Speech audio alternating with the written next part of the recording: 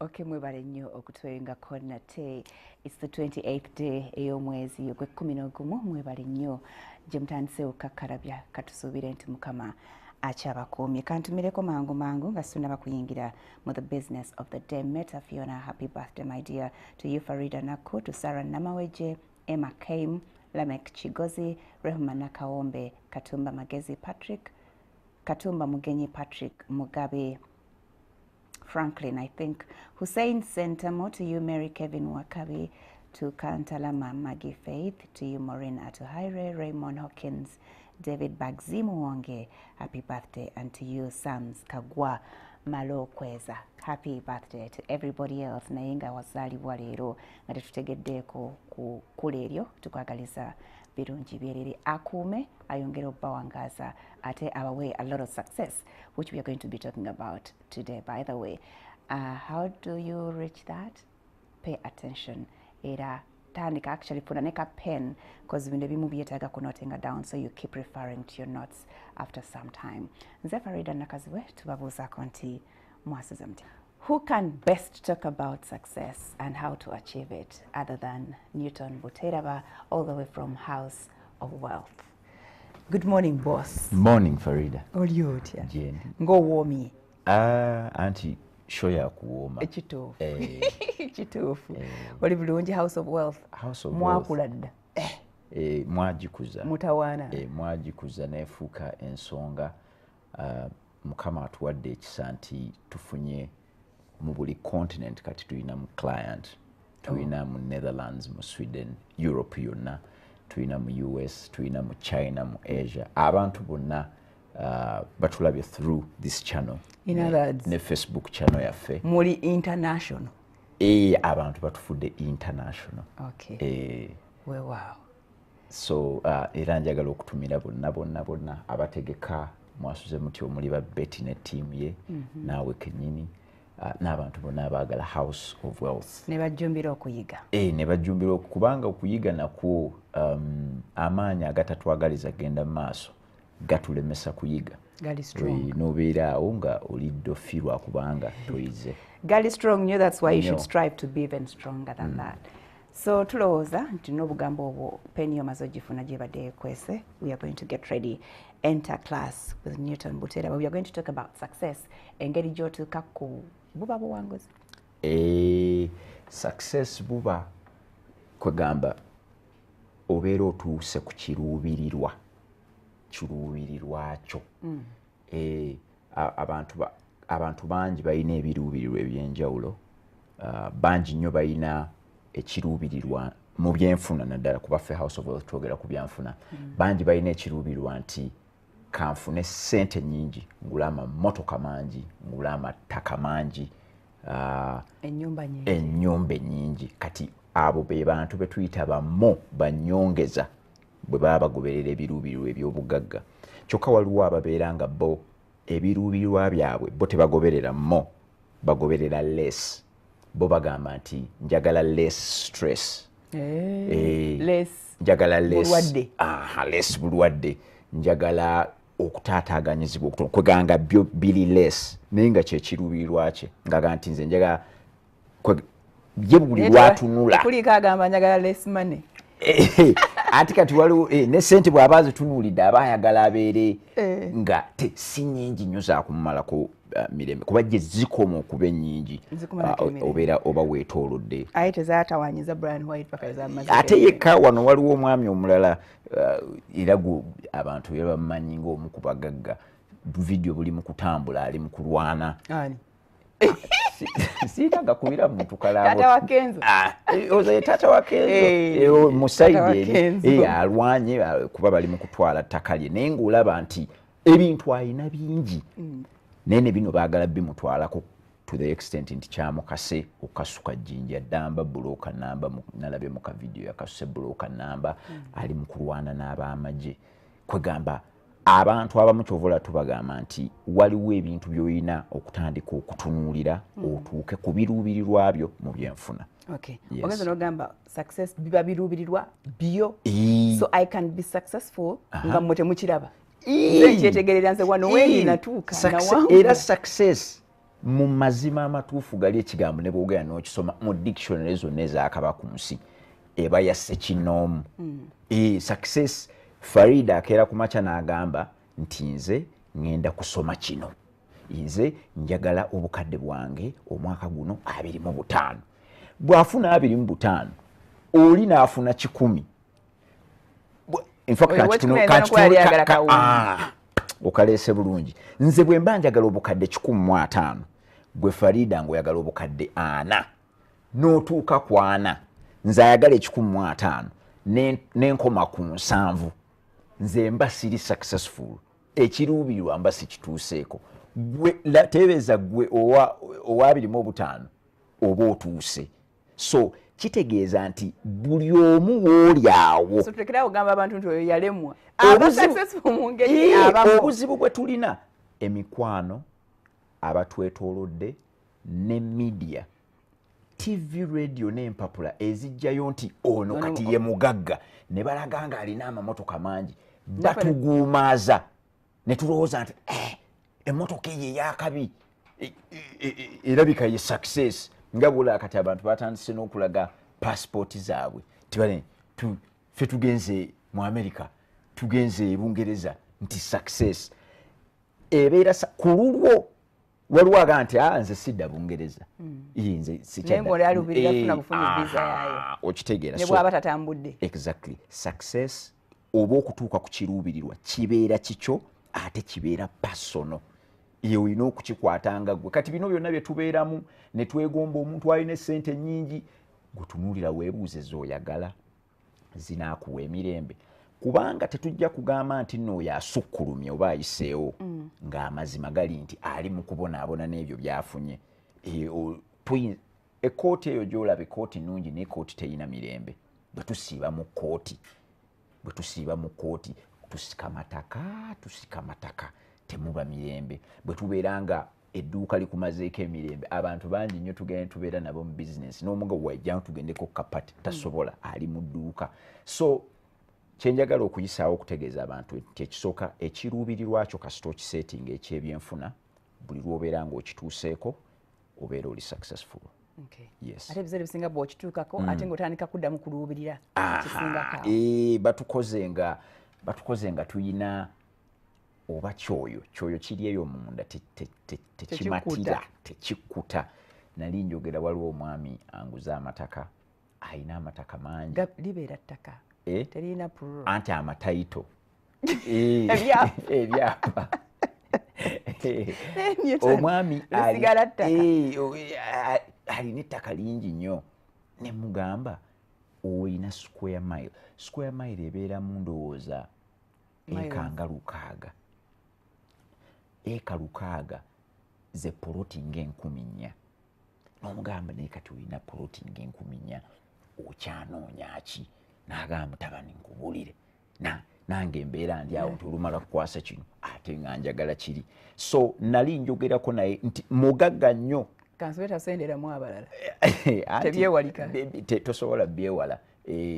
Eyo kyanka eri wamu eri etera beera wamu alina n'amalala mangi naye kyenjaga okutegeeza nti nze ku lwange namugamba nti nze naseetinga ekyange nti kasita naatuuka wano nga nkikomya. Abamu tebaseetinga kubaako we bakoma ne babeera nga tebalina kiruubirirwa buli kadde nga babeera bongerako bwongezi be bali beggambye abamu. So waliwo ebintu byensuubira nti abamu babiyita byama naye kati tubyogedde nnyo tebikyalina byama. Naye ate tetujja kulekeraawo kubyogerako nnyo kubanga senga okigenderera baganda baffe abayisiraamu olunaku bagamba Allahu Akbar emirundi nga 12 bw'ojja n'otunuulira elaaka ezo ziri mu fajiri eziri mu aswiri eziri mu zuhuri magaribi ne isha bw'ojja ng'ogatta abeera agambye nti katonda gwasinga olunaku emirundi nga 10.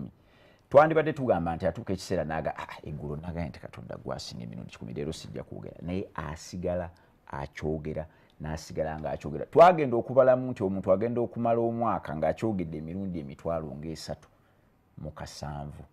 nga mu 2003 n'okusinga kubanga era waliwo ne tukyogera nga tetuli muswala kati twagamba nti omuntu asadde okuva mu myaka nga 7 agenda okuritayiringa mu myaka nga 65 ng'agambye Allah Akbar obligatory emirundi nga miliyoni 2 kugamba buli lwobeera ng'okiddiringana okijjamu omulamwa nga bwe bagamba nti addingana amawolu yagajjamu omukkuto so bino bye tugenda okwogerako leero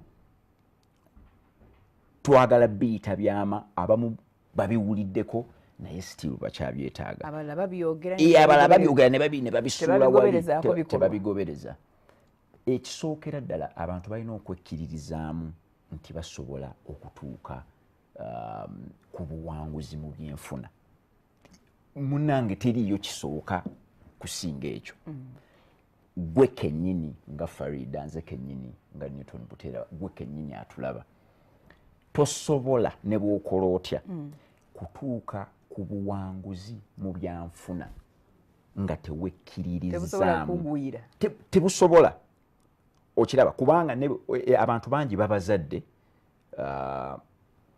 taata tugambe taata newayitawo akabanga katono naafa n'akulekera ebyobugagga naye gwe bw'oba tewekkiririzaamu era oguwayi bino naye taata alimba nga yaleka bingi nga tutandika okutunda nga tutandika tugenda okumaliriza tetujja bisobola bimanaginga bino bingi nga tubyejjako naye newaliyo n'abalina overconfidence nga yayitawo kyovola twetaagamu ka balance mu luzungu waliyo ekigambo bakiyita homeostasis katonda yakikola n'akisa mu mubiri omubiri gwe gwagala temperature eringa 37 kasita efuuka 4 olwadde enzyme tezisobola kumenya mmere kasita zikka ne zibeera nga 2 omubiri tegukola so olabira ddala nti ne katonda enkola ye yali mu balance so n'abantu njagala babeere nga bekkiririzaamu nti basobola omukyalo omugezi baali bamuyita Emily Ku yali musawo wa byabwongo ayina ekintu kye yaleeta the law of reverse effort yagamba bw'ati nti olaba wano awo wansi we tuli Farida okimanyi nti bwe nteekawo olubaawo oluwanvu okuva wali paka wali Farida ne nkugamba lutambulireko ojja dutambulirako kuba luli straight naye kati wulira bwe nkyusaamu firimu ne ndeeta season 2 olubaawo ne tulusitula ne tuluteekako mu bbanga katono ne tugamba linnya wali oyite ku lubaawo baakebera abantu be baakolako study baabazuula nti olubaawo bw'olusitula teryagala dutambulirako ku lwaki teryaddamu kulowooza kutambula buli omu mu bwongo bwe ateekamu kigwo era kiba kigwo okitegedde nti bwe bamugamba olaze nti osobola okutambula kati tulusitudde tambulira ku lubaawo ove wali paka wali tulusitudde fuuti nga 2 buli omu agamba nti nja kugwa era mu mutwe n'azimbamu kiteenanti ekyo ekyekigwo ne kituulira ddala ne kisasula renti wa myaka nti ojja kugwa abalutambulirako lwokka nga baluwanise be bali abafayalinga tenanti ow'ekigwo ne bagamba ntambuddeko wansi ne waggulu nja kusobola okutambula okwekkiririzaamu bwe kutyo bwe kukola mu byenfuna tukirabye tukitwale ku mazzi nga tulaba Moses yatambulira ati nange nsobola okuva eno ne ngamba nekkiririzaamu nnyo kangende ntambule ojose n'oleeta amazzi kankikuleetere bwe nti mu Yokaana 20:7 bagamba nti Yesu ali atambula bw'ati najja ku waliwo si bagiyita Tiberias yali ayimiridde bw'ati ku mazzi ku bbali w'amazzi n'agamba abayigirizwa baamulaba waliwo omuyigirizwa n'agamba Peetero nti bannange yeye Peetero bagamba yalina bwereere yali akola ki mu bantu nga ali bwereere ali ku lyato lye bali ku lyato bo bali eri bavuba omanyi abavubi abo bajjamu engoye n'asigala mu ekyandibadde nga kibokisa kye bwe baamugamba nti oyo omusajja oyo gwolaba ali ebbali ye Yesu yateekako buteesiru bwe n'akuba eddubi yawuga yaadi ndowooza yawuga yaadi nga 10 okuwuga akusobola kitegeeza musajja muwuzi kyokka tebuddamu n'okebera bayibuli eyo ekugamba nti mu Matayo 14:28 paka nga 31 Petero y'omu yalemesebwa okutambulira ku mazzi kubanga bwe yatunula ebbali nga Yesu amugambye gatambulire kujja kubayo ebigere bibiri n'atya. Abantu waliwo ekintu ekitujjira ne kituyingira mu mutwe ne kitugamba tojja kusobola, so nga ate ebintu ebyo bye batugamba tojja kusobola twali tubikozeeko. Nga bwe nkulaze nti osobola okutambulira wansi naye bwe tusitula tosobola kutambula. Abantu ffenna ssente zituyitamu. Kizibu omuntu okumala omwaka nga ssente tezimuyiseemu kuba zo ziri mu saturation.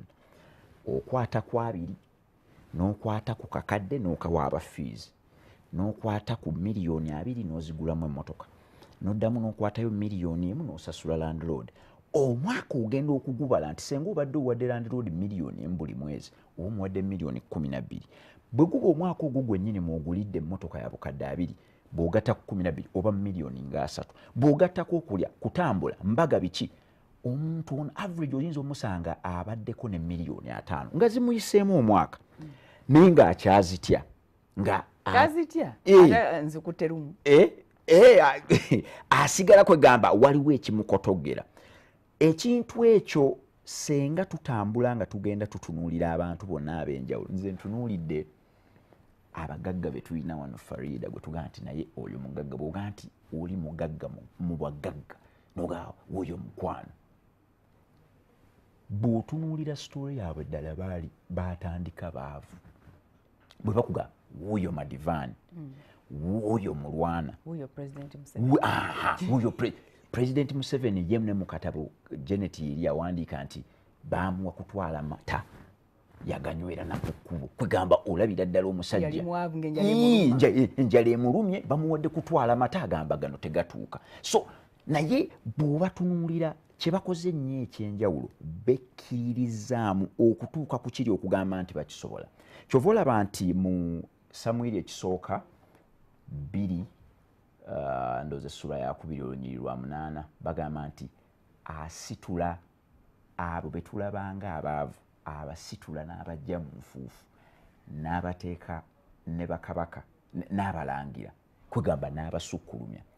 Okwekkiririzaamu kuno kulina ekintu kye kukola Farida nti waliwo by'oyagala nga ggwe okeera ku tolaba nti tugenda mu December abantu bagenda kujja bagambe baagala amamotoka, baagala okuzimba, baagala embaga, ezo ze desires.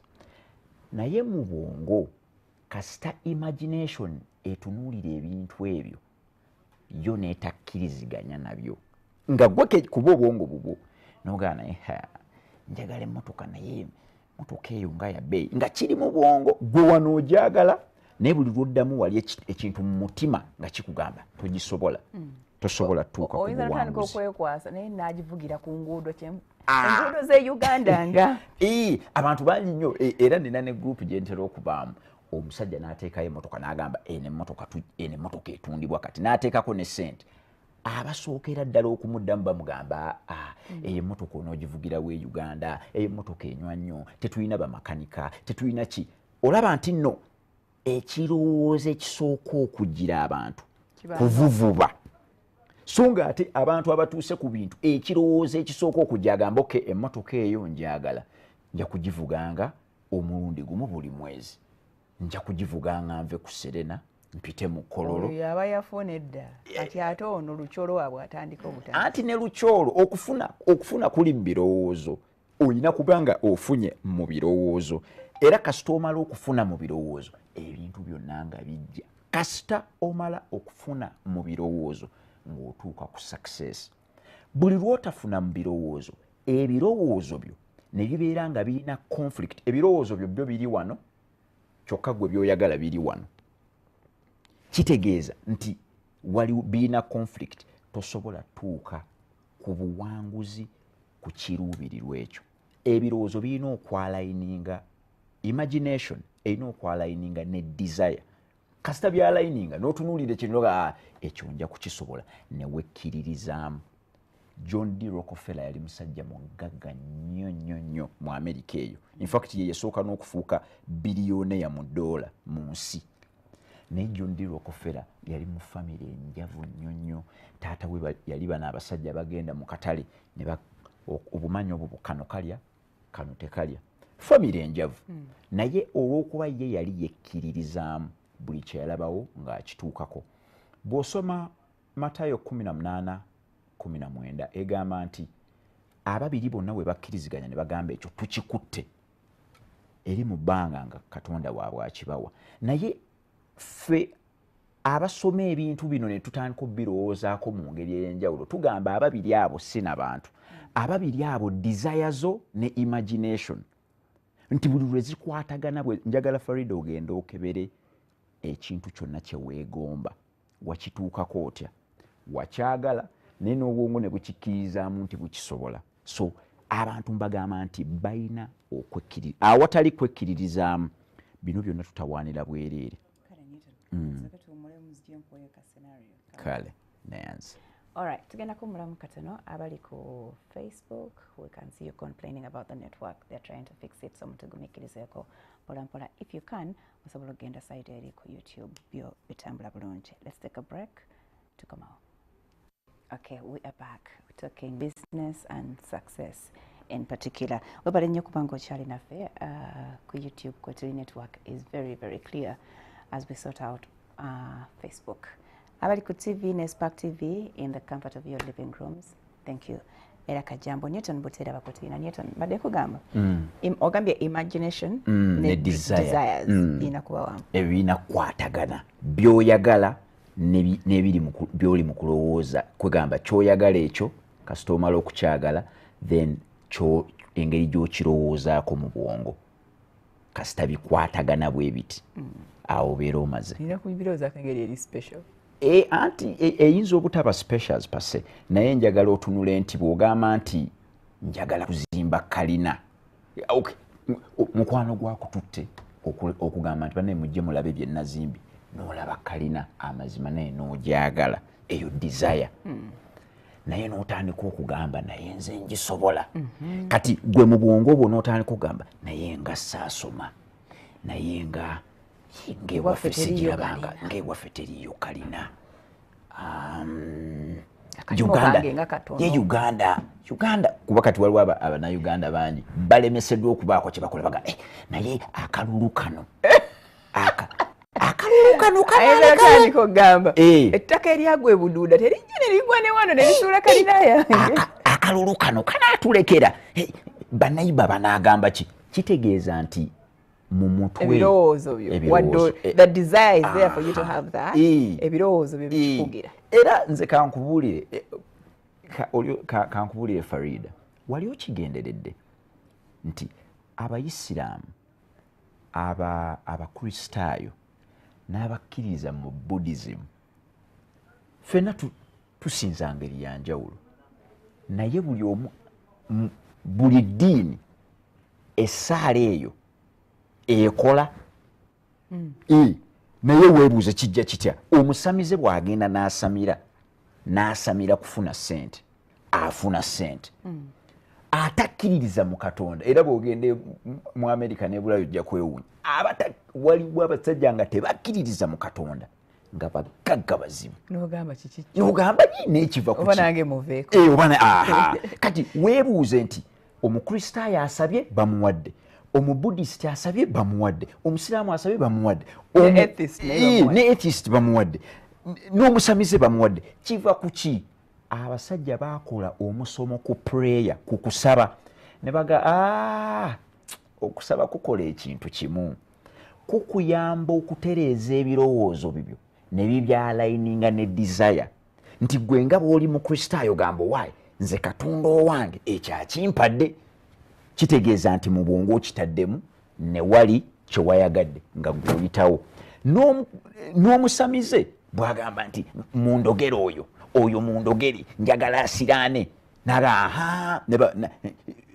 oli n'amugamba nti ono jjajja oyagala kukolera ekyo musalire embuzi bweti n'agisala yabakkiriza kati eyo alignment niwemba sinasiraana ne bw'oba tonnasiraana era ate teriyo kirungi nga kukkiriza kubanga buli lwabeera nga tannasiraana jjajja wali asomuga nti gwe tirinda ku ebintu bya jjajja ono bya mpola mpola gwe tofaayo era muba muli awo ng'asiraanye ngo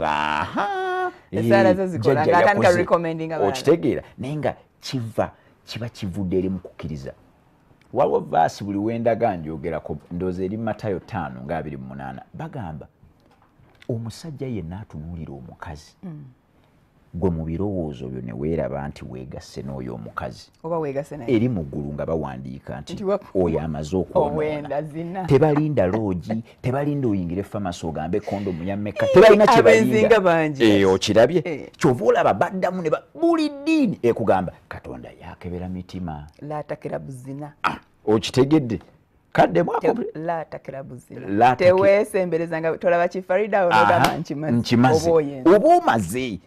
Ndozolana mu Buisiraamu eki naffe mu Matayo 5:20 bagamba amulabye bode badde kutwala n'otunula obutunzi n'omwegomba n'okuba obufaananyi mutwe eri bamalayika bagamba ku kitabo ekyo musisi amaze okitegeera kubanga bakimanyi kasita okiteeka mu bwongo nti omulabye essimu nyangu yakufuna loogi baba bazizimba dda abakola ebintu byonna ebyenjawulo ebyetaagisa ekikolwa ekyo kibeewo already bo baba baamala so naawe oba ogenda kukigoberera okituukirize. So abantu mbagamba tebageza ne bazannyira ku bwongo bwabwe n'ebirowoozo bazimbemu buyumba bwokka obubayamba okulaba nti bayitawo. Wabadde ogambye nti bwe tukoma ogenda kumpa scenario oyongere n'okinyonnyola wambadde nkugamba kati if my desire is to own a plan. Naye nga ndi ku mulimu gumpa akakadde kamu mbeera fair to myself kubanga ogambye okkiriza nzikiriza nja kusobola okubeera n'ennyonyi. Kya mirundi ng'ebiri oba esatu tulina kusooka kwebuuza nti mu Uganda omuntu asobola okubeera n'ennyonyi? The answer is a big yes. Wano mu kalulu oba kaali ka bbiri emeka omwami owooli yali agenda kwesimba nga ayagala kuleeta nnyonyi ne bamugaa tajja gireeta naye ye yali aleeta ennyonyi. Ennyonyi gye ziri ku katale zitundibwa zigulibwa ssente. Ffenna obwo obusobozi tubulina. Obuzibu bwe tulina nti tetwewakabanga mu kugoba ebirooto bino oba ebiruubirirwa bino kubanga ennyonyi eyo bw'ogenda n'ogikeberako ne bagamba nti ennyonyi ya $2,000,000 bwe buwumbi bwa Uganda nga 7. Njagala otunuulire wano tulina ba socialite be baakugamba nti bo baakuba na ddiiru ya buwumbi 13.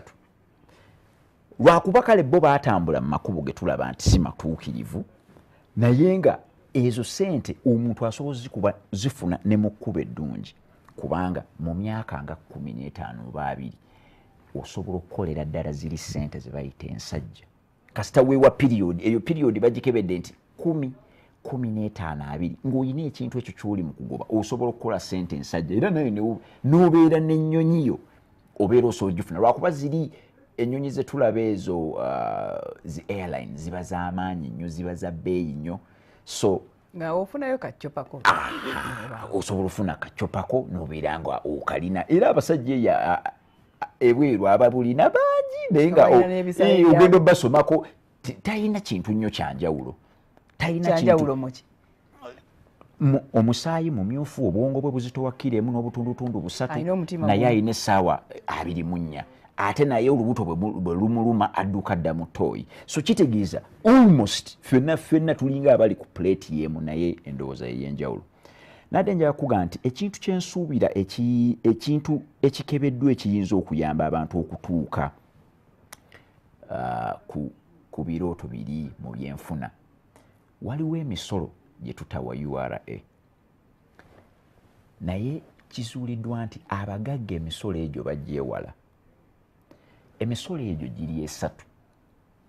Waliwo ignorance tax namwogerako ko wano wayogerako stupidity ne stupidity tax kyokka waliyo ne foolishness tax. Ngenda kunyonyola emisolo egyo ogirabe nti omuntu senga agenda yeemiima okugisasula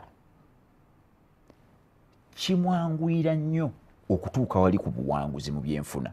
Gambanga senga ffenna tusuubula China, Farida osuubula China, nange Newton Buteraba nsuubula China, ne tugenda kuleeta masimu, tugambe tugenze leeta Tekino. Nze nga nina wengula Tekino Phantom nga ngisuubulawo $5,000. Farida nga gwe buli lwogende China okusuubula Tekino Phantom bagikusuubuza $7,000. Nga wano wensuubula 5 tomanyiiwo, oli mu kusasula ignorance tax, omusolo ogw'obutamanya. Abantu bayinza obutakigendera, naye gwe tunuulira difference ya 5 ne 7, waliwo $2,000 emeka? 2. Bw'ojja ne piisi 1,000, bw'ojja ne piisi 1,000, $2,000 bw'okubisaamu piisi 1,000 ziba $2,000,000. Ogwo omusolo oba osasudde mungi ne URA sina gwefuna, naye gwe tebeeza osasudde $2,000,000 nga 2 mu butamanya nti nsobola okugenda nfune wali kwa 5 gw'osigadde ogula 7. Kati omusolo oguva ku ignorance tax baguyita stupidity tax. Stupidity mu definition yakyo kitegeeza nti oyo yayize naye teyatadde mu nkola. Stupidity kuyiga okubeera nga omuntu bagambye oyo ali stupid, kitegeeza yayize yategedde wagula $5,000 neera teyagenze. Yabadde atambula naguwayi naawe osuubule eno nti Phantom zino ozigula meka, nti nzigula 5. Nebamuwa ekifo, n'abuuza, tugaye n'abuuza, n'ategeera ekifo, n'ategeera ebiriwo, n'amanya asobola okugulawo 5, naye buli lwajja n'agawa eriwala, n'asonga wali n'agula 7. Kitegeeza ali mu kusasula stupidity tax. Akyali mu mbeera ey'okubeera nti yategedde naye tatadde mu nkola. Kankuwulire Farida, abantu bonna be tuli mu kwegomba nti balina we batuuse mu byenfuna, kasita ageza n'abuuka taddamu.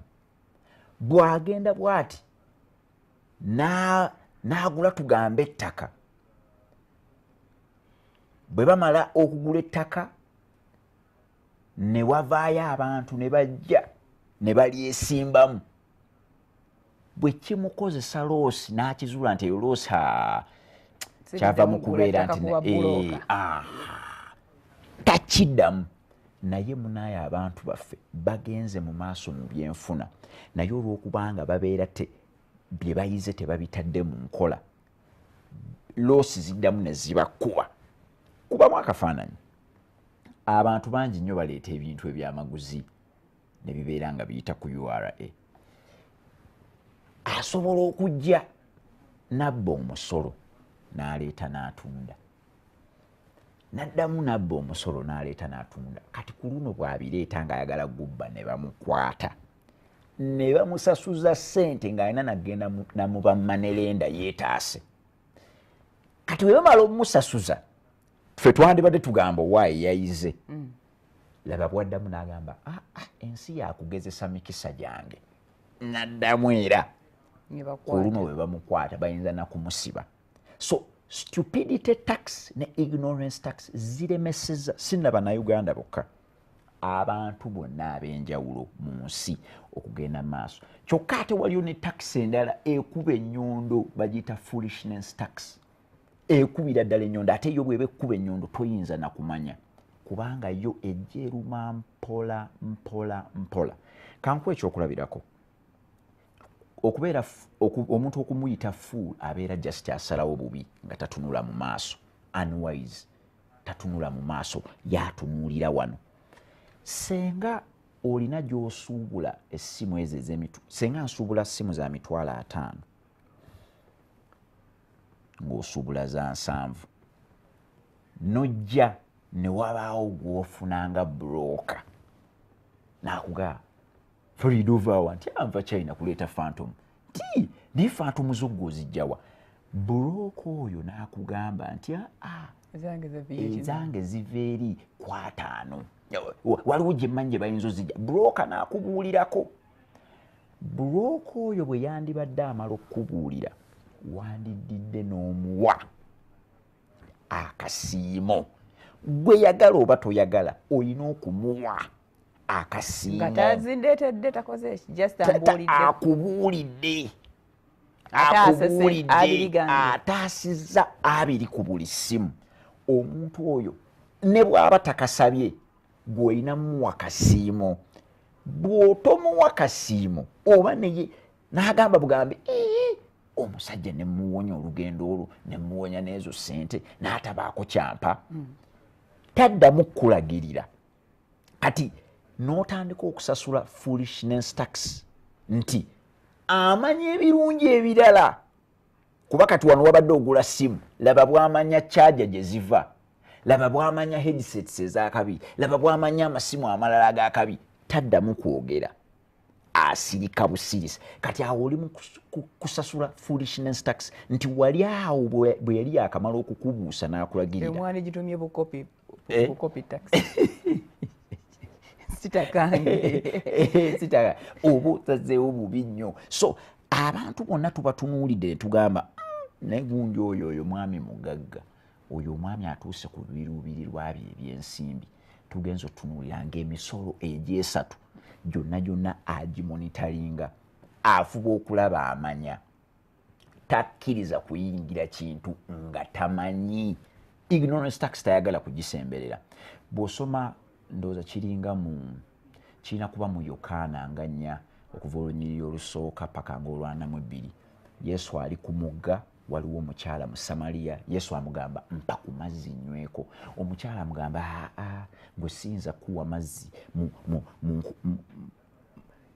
gye tusibuka ffe tetuwa mmwe mazzi. Yesu n'amugamba nti senga omanyi amazzi nze ate ge nnyinza okukuwa onywe, obulamu bwe gayinza okukuwa, senga olina mukulwana kati ompe ku gago nyweko. Kikulaga nti abantu bangi tubonyeebonye n'okumanya. Okubonaabona n'okumanya kitusuula bubi nnyo ne mu byenfuna. Kankutwaleko emabega mu 1805 Bungereza yali ndowooza yeewambye South Africa ng'ettwale. Waliyo tribe mu South Africa eyo, tribe bagiyita Xhosa. Balina nabbi nga mukyala. N'abagamba nti tukoze tutya okulwanyisa abazungu bano.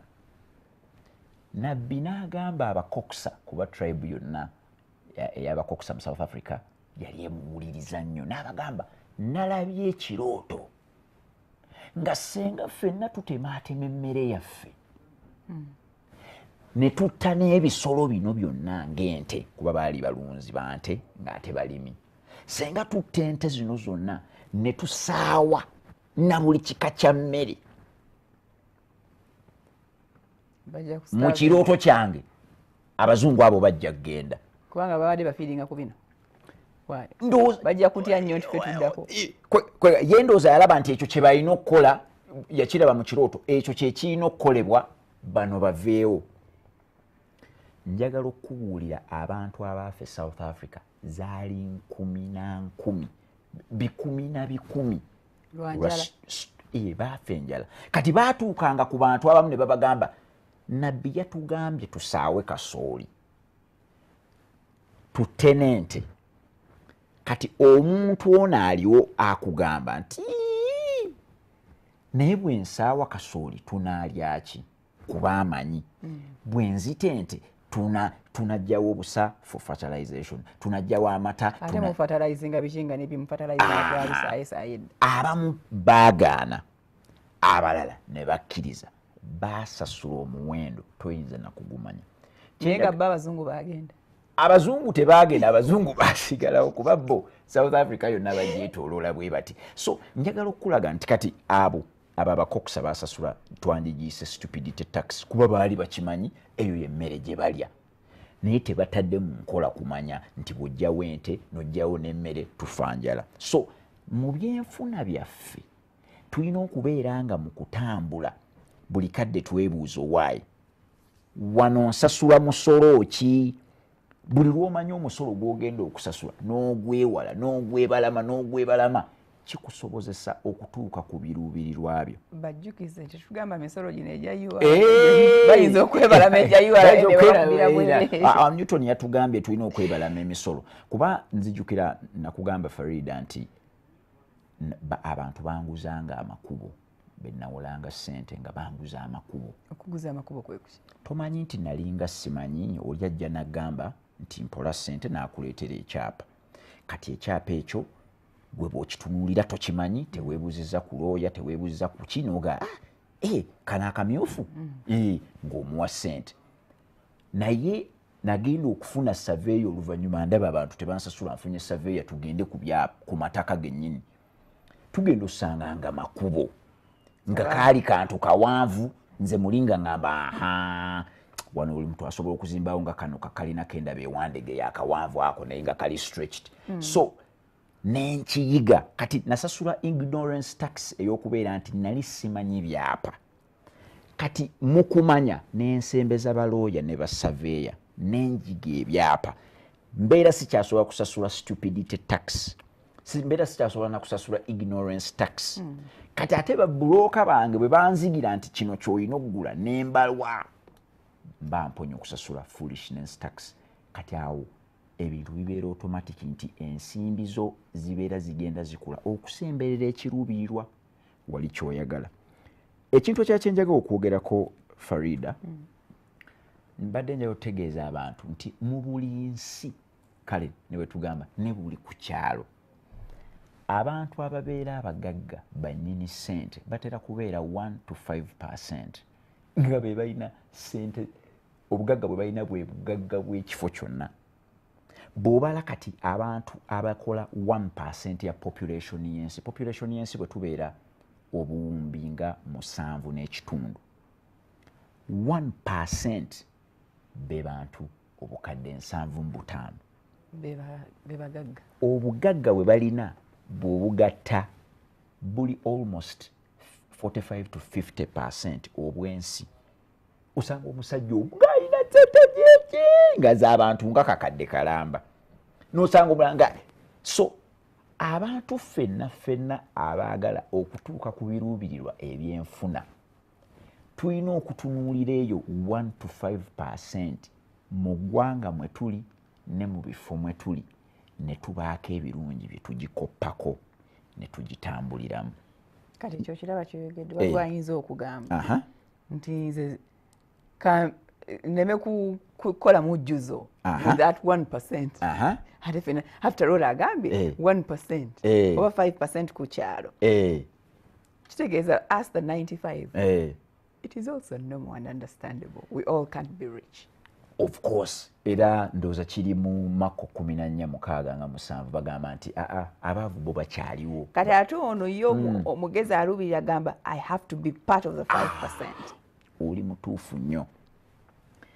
Oyina kumanya nti abagagga mu buli kifo babeera batono. Oyina okubuuka ojjojoyininga essaako eyo. Naye essaako eyo okugijoyininga waliwo ebintu saako eyo byeri mu kukola by'olina okukoppa oyige. Gambanga Mandela avuga mmotoka ki? Mandela City Oil? Eteeka kuba majegede. Okiraba nti tuli mu Uganda. Kye tumanye ku Mandela nti yennyini Cafe Javas. City Oil. Yennyini City Oil. Yennyini Mandela Millers. Ezo zonna kampuni zikola buwumbi. Naye emmotoka ye tetugimanyi. Kati igwe bw'oba oyagala kubeera wali mu ssaako ba Mandela mwe bali. Gwe lwaki emmotoka yo tugimanya? Otandise kati otandise okulaba gyendaga. Otandise olaba gyendaga. Mandela yennyini Cafe Javas. Ekyemisana kye kye yalidde kyabaddeko ekyenkya kye kwabaddeko kinaki? Ejjefumbe. Tulowooza birowooza. Naye lwaki tuyina abantu abalaga ssente, abalaga ebyemisana, abalaga amamotoka parking yard parking golo nete tumanyi waje ziva ndozo okitegedde onsanyusiza nnyo abagagga ngenda kufuwa naye wano tisira bawe ATM wenjisa kuba bwe nkuwa kadi ate nina okuwa pini ate teeka mugulu ate teeka muki naye amazima gali nti 1% eyeyina enneeyisa nga bw'ogigoberera sikulimba ofuukanga bo abasajja beekwekedde eddala eri munda basirise bwekye bajeno balaba ba client wanda bandengera client faida muyiye kachikaleete ngano okirabye ayaga nnyo kusiika okirabye tebalina gwe balaga ssente kubanga bakimanyi nti ssente eringa mukwano n'ogeza ovaayo n'ogamba abantu nti ono mumulabye ye mwami wange ono ye mwami wange ng'otandika owulira firimu yagenze dda kubanga abamulabe no baga sukaali kiki ali omwo okitegeera nga bamutandikako titititi kanamba ke kasimu ke abamu bamwetomeza abanoonye aba agenze nze mbadde MC ku mikolo mingi embaga zonna zembeerako MC nziyita na 5 star kuba ziba za kabi ziba za ssente gwozifuula owakabi MC nze omu kuba zifuula abakabi omukolo gwokkiriza MC nga otegeera budget omukolo gwe MC nga gubeera 5 star era nzija n'engulaba bwenti nange nenzija ne gweyongerera ddala ofuuka 5 star anti Newton Buteraba House of God naye njagala owulire kano Farida olutalo lubeera ku mukolo okulemesa abantu okubeera awamu n'ogamba amaanyi gano gavaawa soda ebyokunywa enkuba ebyo byonna bijja okulemesa kitegeeza ki nti buli lwojja n'olaga bwoti nti ssente nazifunye abazeetaaga tuli bangi URA ngegamba naye ono yatuweeza omwaka oguwedde bajjukira neza 2012 nga bajja nga baga sooka otuweeyo miliyoni 800 ng'ogaba nange olu800 lunaavaawa nga basooka bakuggala famire ab'eŋŋanda kyova olaba abagagga bonna bonna ajja ku site nga ne ssente tazze nazo tajja na ssente muzeeyi wuuna abadde agakusa oyo wanca oyo azze ku site akimanya alina okusasa naye ne ssente tazze nazo tazeesembereza noziraga taziraga kyova olaba ensi ekikoze bulungi nnyo etuyambye ffe abasomesa ku ssente nti buli bantu bonna ababadde mu mawulire ne bavaayo ne balaga omutitimbe bonna akagoba kagenza okwezinga bwe kati nga baga nti ge bamubanja oyo bamutute byonna byonna babitute ate ne ssente zikyali nnyo tezaawedde nayo wameze edda toluma kati gende tuwumuleba tukyagenda maaso Newton Buteraba gwe tulina we are talking about success and how best to achieve it okay tukyagenda maaso oli wakabi gwakyasigadde naffe yes Newton tukomye ku bajajamya ssente tezeetaaga kajanja n'akamanyiiro bw'oba olina ekiruubirirwa kyo kyoteze njagala okimanye abantu bali abatuuse ku biruubirirwa bye baagala nga bya nsimbi bafubye okulaba babikola mu kasirise kubanga bakimanyi nti amaanyi agali mu kusika gajja kujja gabatomere senga bamanya omusajja ndowooza yali mugezi nnyo yagamba nti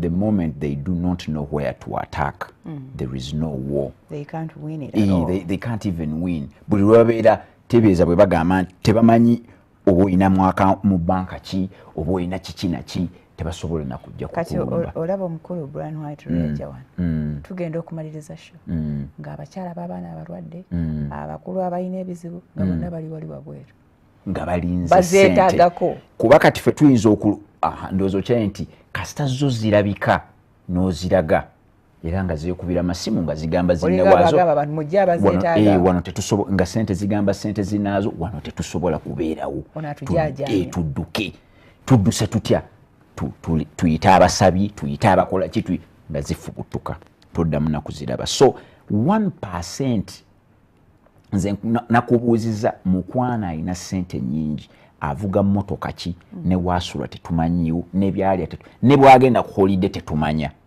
Madivani avuga mmotoka ki akwata kuga ebintu byonna bya tetuyinza na kubimanya tumanye bumanya nti musajja alina sente Chelsea Miri avuga mmotoka ki abo bonna gojja gendo balaba nti bafuyo okulaba tebayina lwe bakeera ku macha ne bakulaga ekutiya y'essente tebakikola so eyo neeyisa ate nga ekuyamba okutuuka ku kiruubirirwa kyo ekintu ekyakyenda ekiyinza okutuyamba okutuuka ku buwanguzi mu biruubirirwa bino ebyenfuna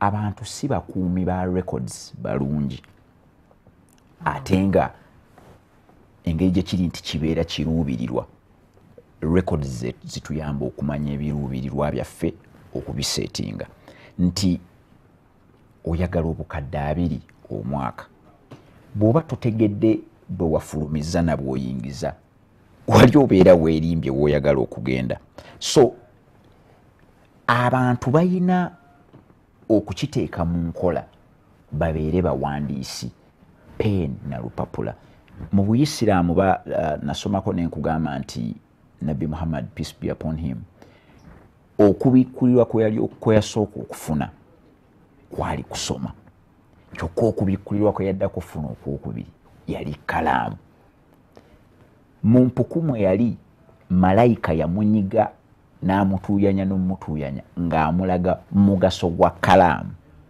era kyova olaba ekitabo ekyo ensi ekirina ekitabo Abayisiraamu kye mukozesa kuwandiika abantu bonna abatuuse ku biruubirirwa byabwe abatuuse ku financial success banootinze anootinga ebintu bino wammanga ennyingiza ye osobola okubeera ng'oyingiza mu mulimu ne bakuwaayo n'ekirabo ne bakuwaayo ebyo byonna mpandiika owandiika n'onootinga n'omanya nti omwezi guno ogenza okuggwako nga nyingiza emitwalo gyange 4 kyokka ate n'onootinga n'ensaasaanya ensaasaanyayo senga wano wabadde omanyi wali oguzeeko amafuta nga bagenda gassa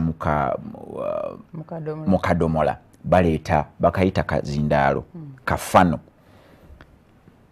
ennyingiza eno kasiteebeera nga nnene ng'enfulumya ntono kiri automatic nti ogenda kusigaza ssente naye ssente z'osigaza z'olina okukolamu ekyamaguzi naye bw'owunzika akazindaalo ennyingiza nebeera ntono ng'enfulumya nnyingi era kiri automatic tosobola kusimba layini ya kugaggawala naye osobola otya okumanya ennyingizaayo nga towandiika olina okuwandiika ennyingiza n'owandiika ensaasaanya olina owandiika b'obanja ono namuwola ssente zange bwe ziti yaŋŋamba gye zisasula bw'ati naawe olina okuwandiika abakubanja kuba toyinza kubeera ng'oyagenda ku kiruubirirwa kya ssente ng'ate abalala ebiruubirirwa byabwe ebya ssente gw'obikotogedde tekikola makulu nti gwe tosobola kutuuka actually kankaddemu gwe tosobola kutuuka ku kiruubirirwa kyo n'obeera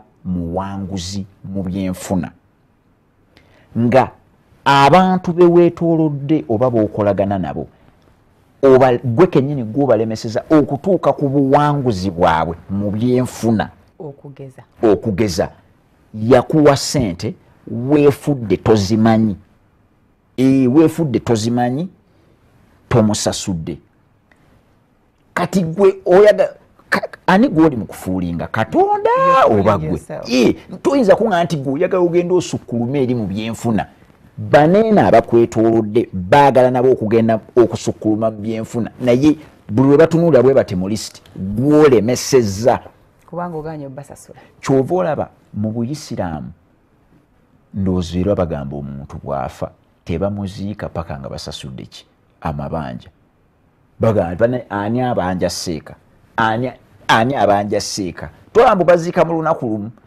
naye bafuba okulaba buli omu asasudde tubamanya kati tezibaawo tubamanya ne tuba nootinga ddawo naye omufu waffe ne tumuteekayo naye wabaawo ka consent nti jasasula tujja kwekwata kasita mubeera nga mubawadde assurance oli bagamba agende mirembe ayinza obutagenda mu nsi eri ensuubizi senga ayingira n'ebbanja so so kati nampozi zimanyi beebalama bano abakumpanya agamba ono nno naye si mwesimbu zikutula neziga ono tasobola kunkuŋŋaanya ng'alemesezza banne okitegeera so eyo enkola eyo ey'okubeera ne corrupt mindset wekennyini obeera naye weeremesezza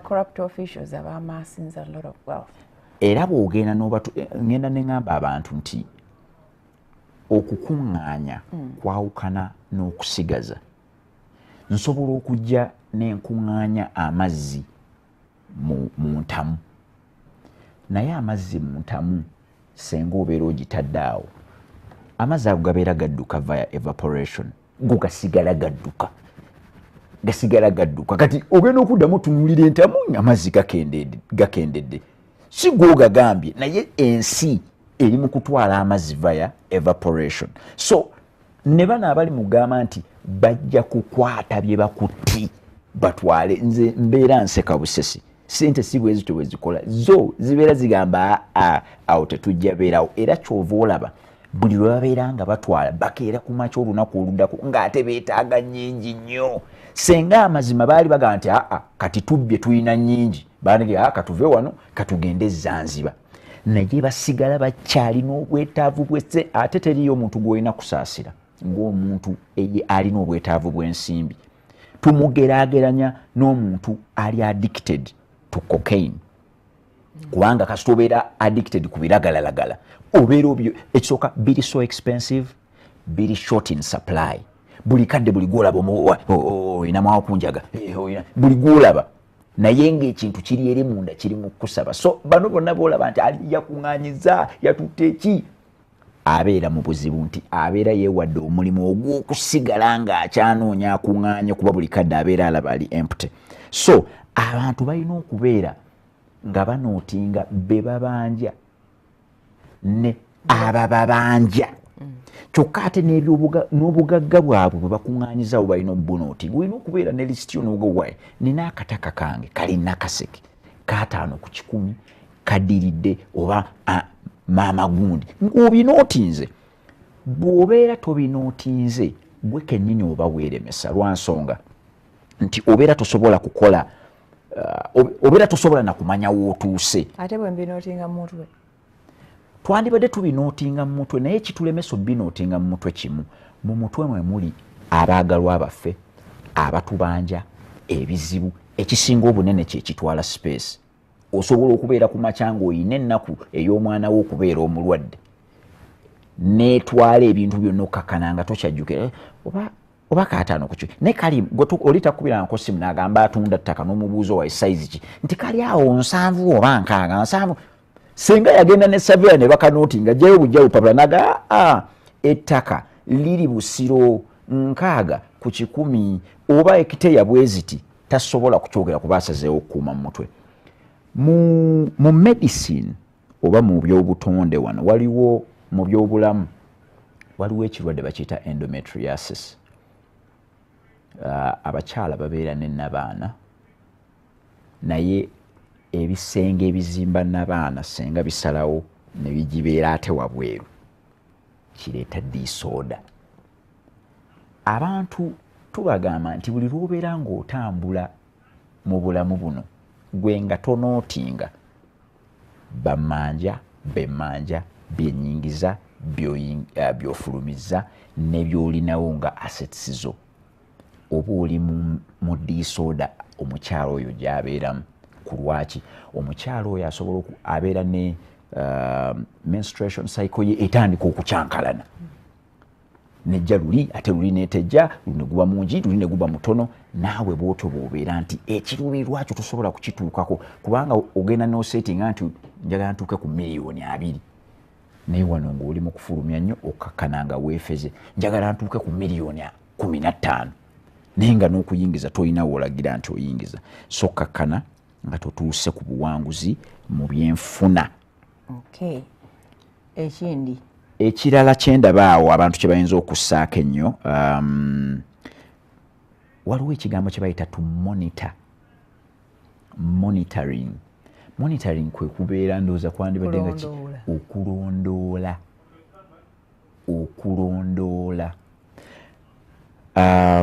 Farida njagala okimanye nti abantu ffenna tufiirwa buli lwe tutalondoola.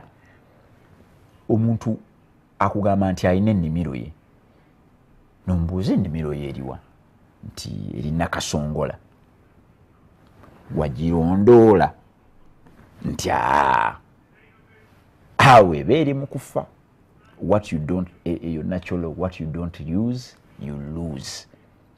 Buli lwobeera nga tolondoola olaba ne sente zo zetussa ku account. Kampuni zongezi zikola kye bayita bank reconciliation. Buli kampani rehiring accountant kyesooka okumusaba kukola bank reconciliation. Emugamba ku mwezi genda okebere okakase nti sente ffe zetulala zaatuuse ku account ne bank egamba zeerina. Ekyo no kampuni zikikola buli mwezi era buli teriyo wana accountant gwe basasula ngo ku mirimu gye gisinga obunene ogwo teguliiko. Oyina beera ng'olondoola. Abantu batandise business ne bagamba nti muto wange yagirimu ye yaba agirondoola. Oba kizibwe wange oba anti wange ye naabeera nga tabiriiko nga tayagala kulondoola. Obutalondoola bukulemesa okutuuka ku buwanguzi mu byenfuna. Okulondoola kukulu nnyo nti nzize ngoberera okulondoola kuno ne ŋŋamba nti waliwo banka emu wano nnene nalinayo account yange nga nteekako sente naye lumu ne ŋŋamba kanzijeyo ka bank statement kange. Ngenda okugyayo bank statement yange nga waliwo omuntu abadde ajjajjako sente obutonotono 18, 13, 14, 13, twagenda ozigatta nga zikola obukadde nga buna. Ne ngenda mu eyo banka ne mbagamba naye bannange sente zange nga ziri mu kuva ku account. Njagala okukakasa nti twesika emyezi ng'ena paka ne bazikuwa. Bazimpa oluvannyuma naye twesika ngabo nga baluddewo. Ne ŋŋamba naye abantu bano akasente kange kano. So gwe wenna ali eyo ng'olina account mu bank naye nga gwe tofuddeeyo tolondodde account yo, munnange ojja genda okebera nga zikendedde byansusso. Oguze ettaka somewhere tolirambula tolirondoola tosobola kutuuka ku biruubirirwa biri bye twagala ebya financial success. Tosobola. Olina okubirondoola. Ka bizinensi kalondoole. Saagala obeere nnyo ng'ogamba nti weesiga bantu. Kubanga okulondoola kuba kigenda n'otunula mu bitabo. Okulondoola osobola okujja n'obeerawo n'olabako. Osobola okujja n'okebera ebitabo. Obuuza ebibuuzo nga bisatu. Kubanga abantu waliwo baasi gye nasomako ndowooza Marko 5:21 omukyalo oyo yali ow'ekikulukuto. Yajja n'akwata ku lugoye lwa Yesu ekikulukuto ne kiwona. Yesu yabuuza Peetero ani ankutteko. Peetero ye yasooka yateekawo enjereegerera ng'agamba Yesu nti toyinza kubuuza ani akutteko ng'obwedda tukwetoolodde. Ko Yesu nti mpulidde amaanyi nga ganvaamu. Ekyo nze kyandaga nze ng'omusomesa w'ebyensimbi nti ekisooka Yesu alina record. Akeepinga records amaanyi ge asobola okumanya nti amaanyi gange gaagano gavuddemu. Ate agalondoola n'ogalondoola. Njagala abantu babeere nga bw'otuuka ku nnimiro yo. Ennimiro yo wasimba ebitooke byo tugambe 10. Osuubiramu enkota z'amatooke nga 8. Bw'ojjawo oti n'ogalaba nga gazze. Bw'okomawo ku harvest at least ku 8 suubiranga 68. Naye bw'ojja buzinoga ne bakugamba owaaye muvuddemu enkota 3. Toli mu kulondoola. Ne bakugamba bugambi nti oba gafuuse menvu enkima ne zigalya. Toli mu kulondoola. Abantu bakozesa nnyo chance. Lwaki temwagatemye nga tegannaye? Okirabye? Abantu bakozesa nnyo, abantu abatwetoolodde n'ebyoyoyoyo ebibi ebitwetoolodde bikozesa nnyo chance ya butalondoola. Abantu bonna abatalondoola ne bweba family ne bwaba mwana kati bw'otunuulira abaana be tubeera nabo omwana bw'otamulondoola n'omumonitaringa ebitabo byo biriwa osobola okubeera surprise n'obikkula ekitabo ky'omwana nga takopanga ku notice naye nga kivudde ku lack of monitoring. Saagala omwesiga ennyo kubanga Isaiah 2:22 egamba nti omuntu toyinza kumwesiga omuntu alina just mukka, omuntu talinayo kantu kalala konna, so talina value gy'ayinza kukuwa kumwesiga. Kyenyinza okwongerako okwo Farida ku bimu ebiyinza okutuyamba okututuusa ku buwanguzi, njagala okukakasa Abannayuganda bonna abali mu kutulaba nti ekintu kye bayita hard work tekimala. Hard work oba okukola ennyo tekimala. Hard work kwe kubeera ng'ossaamu nnyo amaanyi mu kyoli mu kukola. Kati gamba nga abantu bakeera n'omulaba nga akedde atuuka mu budde, meeting azibeeramu, acontributinga, asobola n'okubeera nga akola research, najja n'abuulira boosi we nti tetusobola kutunda omwaka guno, tetusobola kutunda bwe tuti olwa kino na kino. Ayagala era omulaba ateekamu buli kimu, alina kye twandiyise hard work. Si kwe kugenda ositula wirubaalo ojja ku kizimbe bw'ozitwala ku kirala kati owanditiseeko 4 n'oteekako 8 ya hard work. Omanyi egenda n'ebeera nti abamu bakozesa amaanyi, ati bw'aba asitula nga mwetisi naye nga gwe mulimu gwe aba ataddemu, naye kye bayita hard work tekikyasobola kumala. Ku hard work tulina okwongerako strategy. Strategy kwe kumanya nti ntambudde ntya okuva ku A nengenda ku B, nenva ku B nengenda ku C. Nali wano Farida nenkugamba nti akalimi k'essaawa bw'oba okatunuulidde, akalimi akabala essaawa ke kasinga obumpi ku ssaawa. Kizibu okusanga omuntu yenna mu nsi eyali akatunuuliddeko n'akakwasa nga kali mu kwekyusa. Tulaba kasekendi. Akasekendi ko tukalaba nga kekyusa, oyinza n'okutunula n'olwawoko n'olaba akeddakiika. Naye akessaawa tewali akakwasa, naye gwe buli lw'ogatunula ogenda okuyitawo nga katambudde, nga katambudde, nga katambudde. Teebereza katambula eryo lyonna ebbanga. Kitegeeza ki? Nti ojja kukeera ku makya obeere ku mulimu gwo bakugambe wano wakamalawo emyaka 15 nga toyinza kikkiriza. Olaba ng'eyaze jjo 10 obaaga ng'ogakutte ogakubye wali 20 full years. Otandika okunoonya nkozeewo ki? Era ogenda kulaba mu weebuuza nkozeewo ki ng'okoleddewo abo abali awo nga gwe toyina kyeweekoleddewo. Buli lwoga nkozeewo ki, bajja gamba ye yaleeta design empya, ye yatuyamba ne tugula kamera, awo nga gwe wakyerabira teweesindise mu maaso. Kye bayita strategy nti buli lw'obeera ng'oliko ky'okola olina okuyimiriramu n'ogamba naye